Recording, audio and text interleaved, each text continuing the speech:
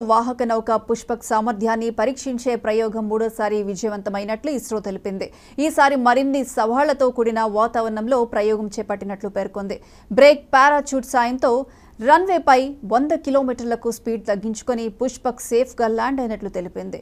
స్పేస్లోకి ప్రయోగించిన ఉపగ్రహ విడి భాగాలు, వాటిని మోసుకువెళ్లే వాహన నౌకల పునరుద్ధరణ దిశగా ఇస్రో ఈ ప్రయోగం చేపడుతోంది.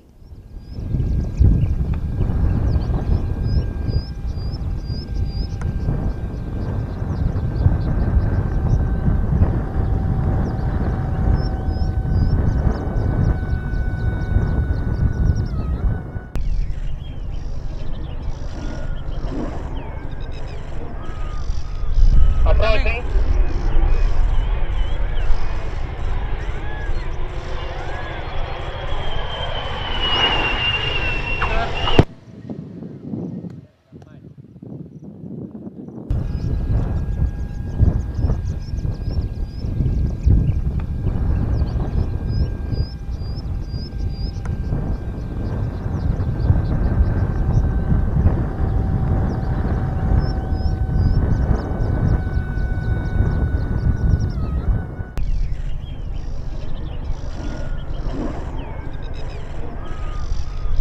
Approaching.